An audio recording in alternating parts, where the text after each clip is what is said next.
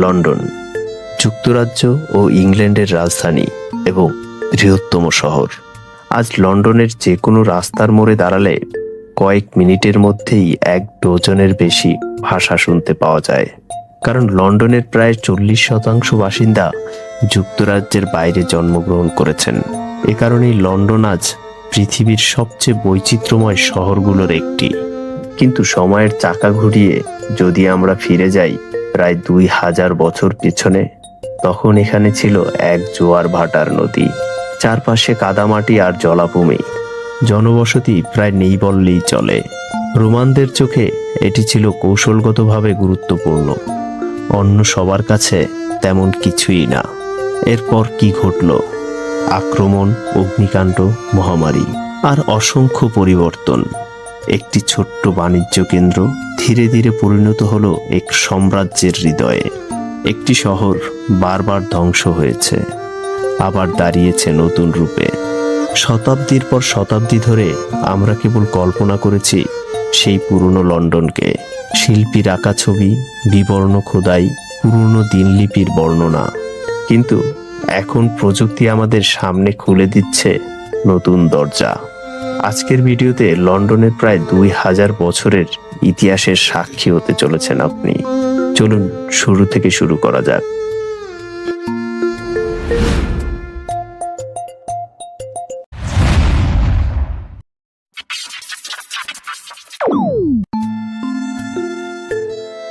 তেতাল্লিশ খ্রিস্টাব্দ। 4টি রোমান সৈন্যদল অবতরণ করেছে ক্যান্ট উপকূলে। তাদের লক্ষ্য ব্রিটেন দখল করা। অগ্রসর হতে হতে তাদের প্রয়োজন হয় একটি নদী পার হওয়ার, একটি নিরাপদ জায়গা যেখানে তারা সেতু নির্মাণ করতে পারবে এবং সরবরাহ পথ নিশ্চিত করতে পারবে। অবশেষে তারা খুঁজে পায় টেমস নদীর উপযুক্ত একটি অংশ। সেই স্থানেই গড়ে ওঠে নতুন বসতি, লন্ডিনিয়াম। মাত্র 1 দশকের মধ্যেই শহরটি জমে ওঠে। গল অঞ্চল থেকে বণিক, সিরিয়া থেকে সৈন্য, উত্তর আফ্রিকা থেকে ব্যবসায়ী। লন্ডিনিয়াম হয়ে ওঠে এক ব্যস্ত নগরী। রোমানরা সেতু নির্মাণ করে ঠিক সেই স্থানেই যেখানে আজ দাঁড়িয়ে আছে লন্ডন ব্রিজ। কিন্তু প্রতিষ্ঠার মাত্র 17 বছর পরেই নেমে আসে ভয়াবহ বিপর্যয়। ইসিনি গোত্রের রানী বৌডিকা রোমান শাসনের বিরুদ্ধে বিদ্রোহ ঘোষণা করেন। তার বাহিনী লন্ডিনিয়াম আক্রমণ করে এবং শহরটিকে আগুনে পুড়িয়ে দেয়। আজও আধুনিক লন্ডনের নিচে খুঁজে পাওয়া যায় সেই আগুনের লাল ছাই। এরপরও রোমানরা হাল ছাড়েনি। তারা শহরটি পুনর্নির্মাণ করে আগের চেয়েও বৃহদাকারে।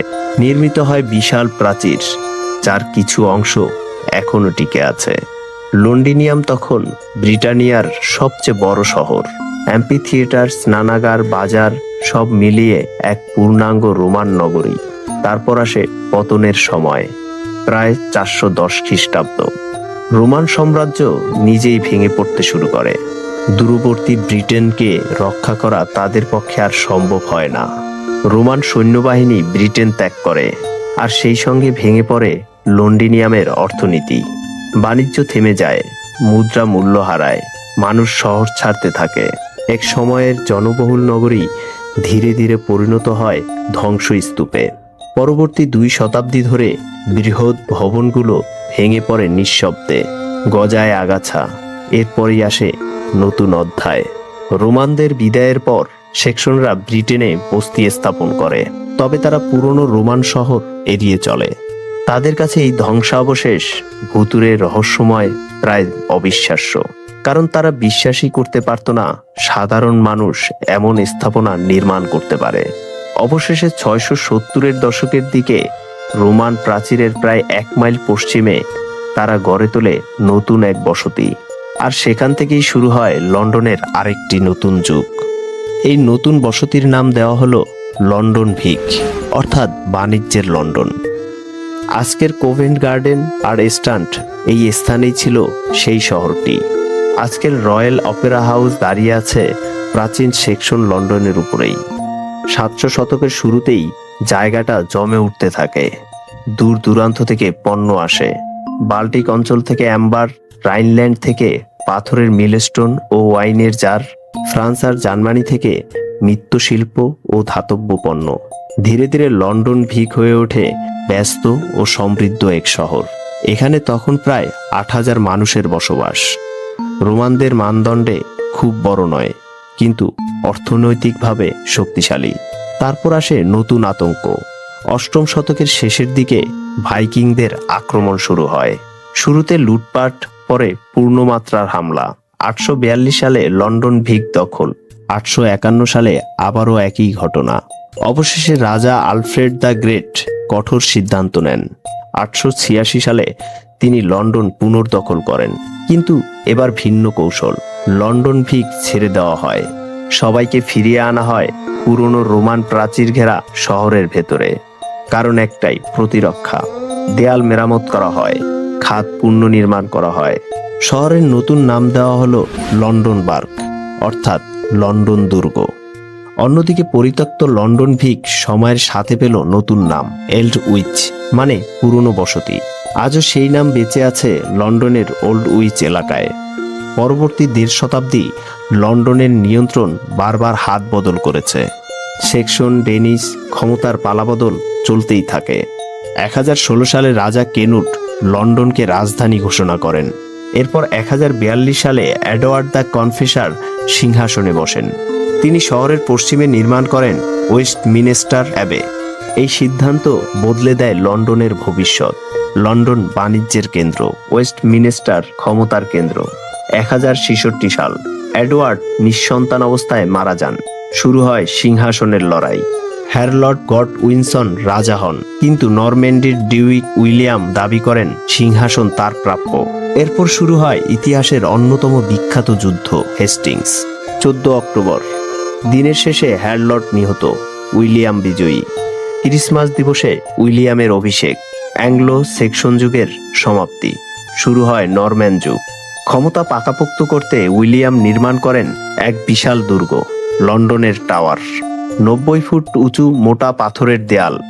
শহরের আকাশরেখায় দাঁড়িয়ে যেন এক স্পষ্ট বার্তা, ক্ষমতা এখন কার হাতে। 1100 সালের মধ্যে লন্ডনে প্রায় 15,000 মানুষের বসবাস। শহরটি দ্রুত বদলাচ্ছে, আর লন্ডনের গল্প এখনো অনেক বাকি। মধ্যযুগে লন্ডন দ্রুত বদলাতে শুরু করে।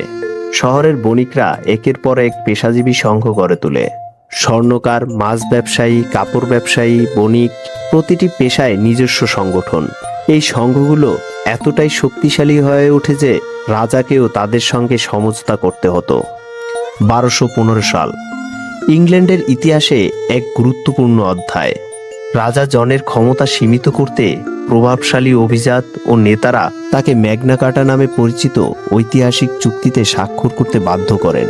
শহর পায় বিশেষ অধিকার, নিজস্ব সুযোগ সুবিধা, নিজস্ব মেয়র নির্বাচনের ক্ষমতা এবং ইচ্ছামতো কর আরোপ থেকে মুক্তি।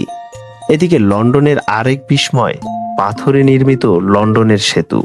1176 থেকে 1209 সাল পর্যন্ত পুরো 33 বছর লেগেছিল এটি নির্মাণে। কিন্তু এটি শুধু একটি সেতু ছিল না, এটি নিজেই ছিল এক ছোট্ট শহর। দুই পাশে সারি সারি দোকান আর বসতবাড়ি, ছিল একটি উপাসনালয়, ছিল চলমান অংশ। আরও এক ভীতিকর দৃশ্য ছিল এখানে। বিশ্বাসঘাতকদের কাটা মাথা প্রদর্শন করা হতো এখানে, অন্যদের সতর্ক করার জন্য। 600 বছরেরও বেশি সময় ধরে টেমস নদীর উপর এটিই ছিল একমাত্র সেতু। তারপর আসে ভয়াবহ বিপর্যয়।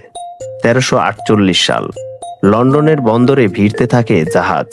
সেই জাহাজে ইঁদুর, ইঁদুরের গায়ে মাছি, আর সেই মাছির মাধ্যমেই ছড়িয়ে পড়ে কালো মৃত্যু। মাত্র 2 বছরের মধ্যে লন্ডনের বিপুল সংখ্যক মানুষ প্রাণ হারায়। এক সময়ের জনবহুল শহর হঠাৎ অর্ধেক খালি হয়ে যায়। পুরো রাস্তা পরিত্যক্ত, মৃতদেহ জমতে থাকে কবরের চেয়েও দ্রুত। শহরের দেয়ালের বাইরে খোঁড়া হয় গণকবর, তবুও লন্ডন টিকে থাকে। 14 শতকের শেষের দিকে শহর আবার ঘুরে দাঁড়ায়, কিন্তু এবার নতুন অস্থিরতা। 1381 সাল, কৃষক বিদ্রোহ। কৃষক আর শ্রমজীবী মানুষ লন্ডনে মিছিল করে, নেতৃত্বে ওয়ার্ড টাইলার। তারা রাজকীয় দুর্গে হামলা চালায়, উচ্চপদস্থ ধর্মীয় নেতা নিহত হন, অভিজাতদের প্রাসাদ জ্বালিয়ে দেওয়া হয়। কিশোর রাজা দ্বিতীয় রিচার্ড আলোচনায় বসেন, প্রতিশ্রুতি দেন। শেষ পর্যন্ত বিদ্রোহ দমন করা হয়। ওয়াট টাইলার নিহত, নেতাদের মৃত্যুদণ্ড। কিন্তু শাসক গোষ্ঠী বুঝে যায় এক কঠিন সত্য, সাধারণ মানুষ তাদের শক্তি চিনে ফেলেছে। 1500 সালের মধ্যে লন্ডনের জনসংখ্যা আবার প্রায় 50,000। তারপর ঘটে বিস্ময়কর বৃদ্ধি। 1600 সালে প্রায় 2 লক্ষ, 1650 সালে প্রায় 4 লক্ষ। লন্ডন হয়ে ওঠে ইউরোপের সবচেয়ে বড় শহর। 1530-এর দশক, রাজা হেনরি অষ্টম রোমের সঙ্গে সম্পর্ক ছিন্ন করেন, নিজেকে ইংল্যান্ড গির্জার প্রধান ঘোষণা করেন, বন্ধ করে দেন অসংখ্য ধর্মীয় প্রতিষ্ঠান। লন্ডনে এই প্রতিষ্ঠানগুলোর ছিল বিপুল জমি। এই জমিগুলোর রাজকোষে চলে এলে অভিজাত আর ধনী বণিকরা দ্রুত সেগুলো কিনে নেয়। শহর পায় সম্প্রসারণের নতুন সুযোগ। রানী প্রথম এলিজাবেথের শাসনামলে লন্ডন হয়ে ওঠে সংস্কৃতির প্রাণকেন্দ্র। নাট্যমঞ্চ, সাহিত্য, শিল্প সর্বত্র জোয়ার। একই সময়ে বাণিজ্যও বাড়তে থাকে। নতুন বিশ্ব, এশিয়া সর্বত্র লন্ডনের প্রভাব। 1600 সালে গড়ে ওঠে এক শক্তিশালী বাণিজ্য সংস্থা, যা পরবর্তীতে সাম্রাজ্যের ভিত্তি তৈরি করে। কিন্তু শহরের 2 চিরন্তন শত্রু থেকেই যায়, রোগ এবং আগুন।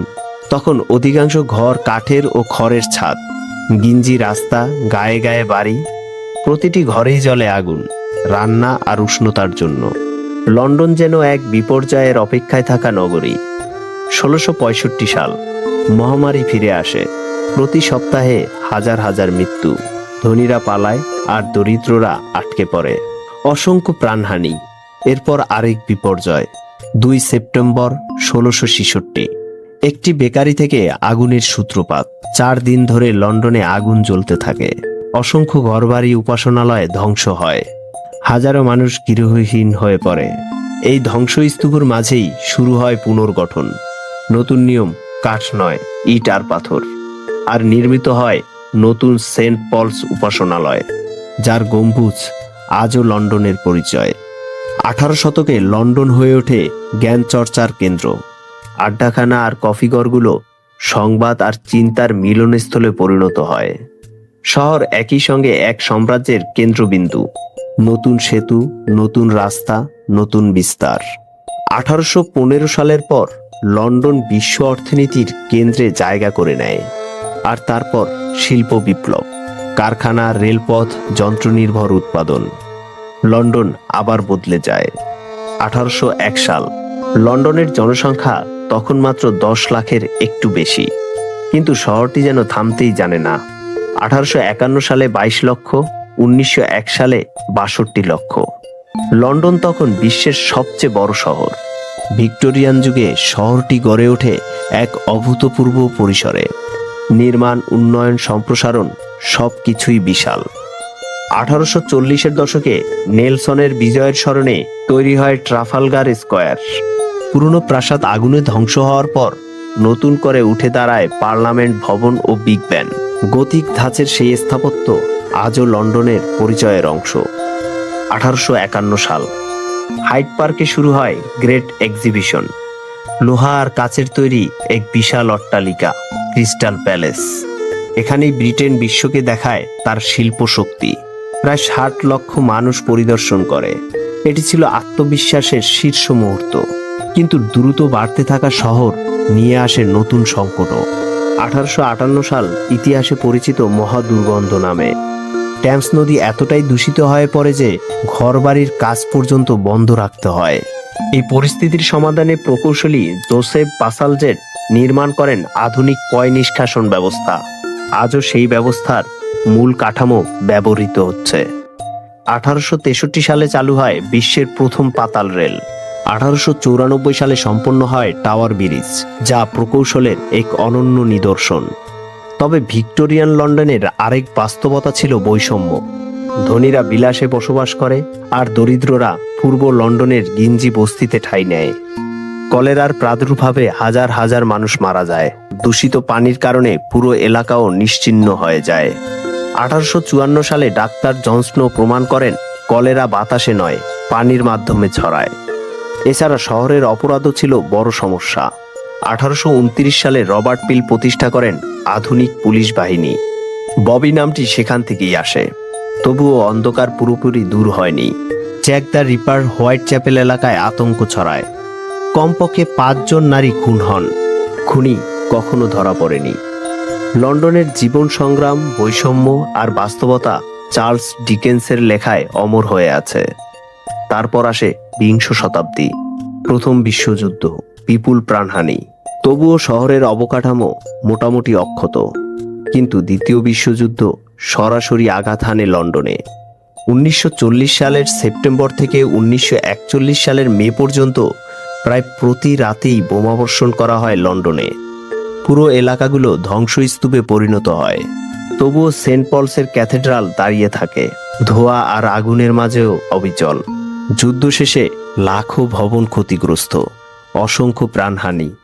যুদ্ধ পরবর্তী লন্ডন ক্লান্ত, বিধ্বস্ত, সাম্রাজ্য ভেঙে পড়ে। এরপর শুরু হয় 1952 সালের ঘন ধোঁয়াশা। শীতের কারণে মানুষ ব্যাপকভাবে কয়লা পোড়াচ্ছিল, আর শিল্প কারখানা ও যানবাহনের ধোঁয়া বাতাসে জমা হচ্ছিল। সে সময় আবহাওয়ার বিশেষ অবস্থার কারণে দূষিত বাতাস উপরে উঠতে পারেনি, ফলে ধোঁয়া আর ক্ষতিকর গ্যাস শহরের উপরেই আটকে থাকে। মাত্র কয়েকদিনের মধ্যে হাজারো মানুষের প্রাণ কেড়ে নেয়। তবুও লন্ডন আবার ঘুরে দাঁড়ায়। দক্ষিণ তীরে অনুষ্ঠিত উৎসব এক নতুন শুরুর বার্তা দেয়, এবং শুরু হয় অভিবাসনের নতুন অধ্যায়। ক্যারিবীয় অঞ্চল, ভারত, পাকিস্তান, বাংলাদেশ, আফ্রিকা, বিশ্বের নানা প্রান্ত থেকে মানুষ আসতে থাকে।